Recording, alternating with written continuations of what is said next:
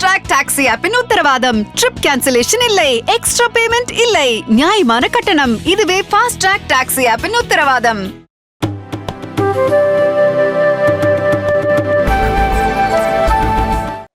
வரலாற்று சிறப்புமிக்க இந்த மாநாடு நடக்கிற இடம் சேலம். சேலம் என்னுடைய சொந்த மண். இது போன்ற மாநாடுகளில் மரியாதைக்குரிய மோடிஜி அவர்களோடு நான் பல மேடைகளில் பங்கேற்றிருக்கிறேன். 2014 முதற்கொண்டு மரியாதைக்குரிய மோடி அவர்களும் நானும் குறைந்தது 10 மேடையில் ஒன்றாக இருந்து பேசியிருப்போம். ஆனால் என்னை பொறுத்தவரை இது என் ஊரில் நடக்கிற மாநாடு. உழைப்பாளிகள் வாழ்கிற இந்த சேலத்தில் மரியாதையை என்றும் விட்டுவிடாத இந்த சேலத்தில் கடுமையான உழைப்பின் மூலமாக தன்னுடைய வளத்தையும் நாட்டையும் வளத்தையும் பெருக்கி கொண்டிருக்கிற இந்த சேலத்தில் நடக்கிற மாநாடு எனக்கு உள்ளபடியே பெரிய மகிழ்ச்சியை தருகிறது. எங்கள் மக்கள் முன்னால் நான் நிற்பது எந்த ஒரு மேடையும் விட இது பெருமையாக கருதுகிறேன். 5 ஆண்டுகளுக்கு ஒரு முறை தேர்தல் வருகிறது. வருகிற தேர்தலெல்லாம் ஏதாவது மாற்றம் வருமா என்று பார்க்கிறார்கள். மாற்றம் எங்கே என்று எதிர்பார்க்கிறார்கள். அந்த மாற்றம் தமிழ்நாட்டிற்குத்தான் வேண்டுமே தவிர மைய அரசுக்கு இல்லை. மரியாதைக்குரிய மோடி அவர்கள் சில மாதங்களுக்கு முன்னால் எங்களை போன்ற தோழமை கட்சிகளெல்லாம் அழைத்து கருத்து கேட்க ஆசைப்பட்டார். மிகப்பெரிய நட்சத்திர ஓரத்தில் ஏற்பாடு செய்யப்பட்டிருந்தது. அந்த நேரத்தில் எனக்கு பேச வாய்ப்பு கிடைத்த பொழுது நான் சொன்னேன், ஐயா, நீங்கள் 3வது முறை அல்ல 4வது முறையும் நீங்கள் தான் பிரதமர். ஏனென்றால் இந்த நாட்டினுடைய பெருமையை உயர்த்தியவர்கள் நீங்கள். ஒரு காலகட்டத்தில் இந்தியா என்றால் 10ஓடு 11ஆக மக்கள் நினைத்து கொண்டிருந்தார்கள். மற்ற நாட்டவர்கள் நினைத்து கொண்டிருந்தார்கள்.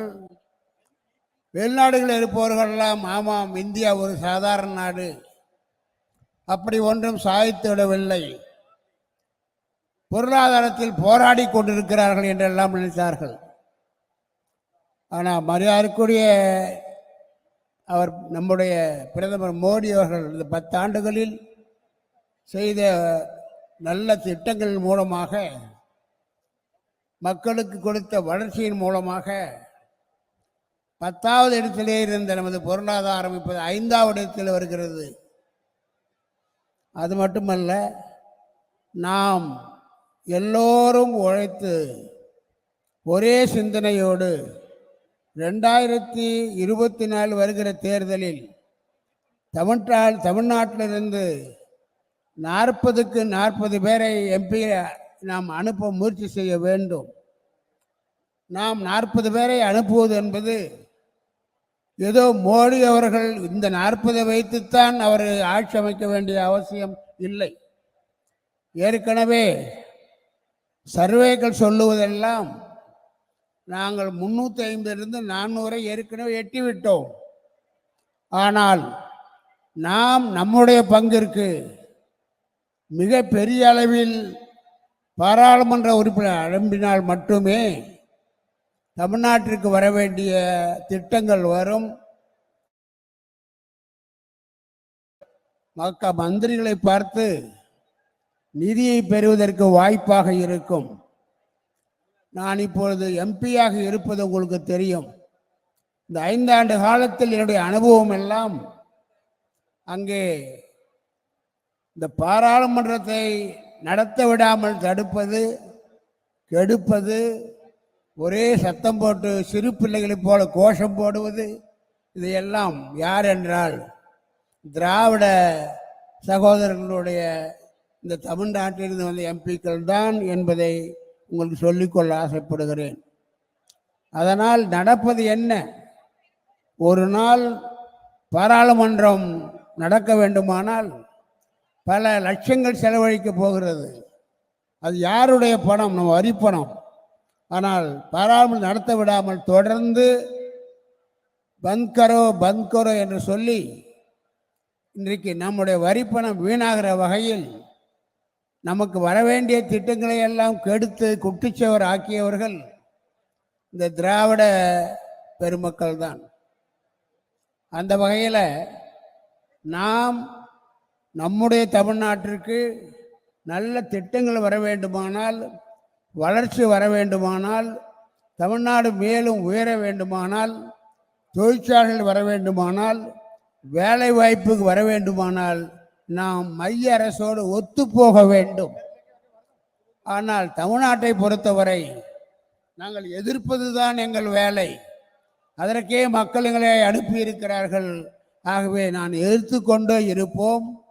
அதை பார்த்து மீடியாக்கள் எல்லாம் பாருங்கள் பாருங்கள், தமிழ்நாட்டிலிருந்து வந்திருக்கிற எம்பி எல்லாம் எப்படி எதிர்க்கிறார்கள் பாருங்கள் என்று சொல்லுகிற பொழுது அதன் மூலமாக அந்த கட்சியும் அங்கே இருக்கிற எம்பிக்களும் வெளிச்சத்திற்கு வர வேண்டும் என்ற ஒரே காரணத்திற்காக எதை செய்தாலும் எதிர்த்து கொண்டிருக்கிறார்கள். திராவிட சகோதரர்களை உங்களை சொல்லிக் கொள்ளுவேன், உங்கள் கட்சி என்பது ஒரு சிறு அங்கம்தான் தமிழ்நாட்டில். ஆனால் தமிழ்நாட்டுக்கு வர வேண்டிய வளர்ச்சி திட்டங்களை தடுப்பது உங்களுக்கு உரிமையும் இல்லை. இனிமேலும் தமிழ்நாட்டு மக்கள் அதை விடமாட்டார்கள் என்பதை புரிந்து கொள்ள வேண்டும். ஆக நீங்கள் வருகிற 2024 தேர்தலில் வாக்களிக்க செல்கிற பொழுது தாமரைக்கு மட்டும் வாக்களித்தால் தான் பயனுள்ளது என்று அறிய வேண்டும். அல்லாவிட்டால் நீங்கள் போகவும் வேண்டாம், ஓட்டு போடவும் வேண்டாம். இங்கே பக்கத்தில் குப்பை தொட்டி இருந்தால் அதில் போட்டு போயிடுங்க. ஏனென்றால் என்னுடைய அனுபவத்தில் சொல்லுகிறேன். ஏதோ பெரிய எம்பி பெருசுன்னு நினச்சேன், பார்த்தா அங்கே போனால் இந்த மாதிரி ஒரு கொடுமை தான் நடக்கிறது. ஆகவே மக்களே, இந்த முறை ஒரே நோக்கத்தோடு கருத்தோடு உங்களுடைய அத்தனை பேர் வாக்குகளும் தாமரைக்கு செல்ல வேண்டும். தமிழ்நாட்டிலிருந்து பல எம்பிக்கள் கொடுக்க வேண்டும் என்பதை கேட்டுக்கொள்கிறேன். நன்றி, வணக்கம்.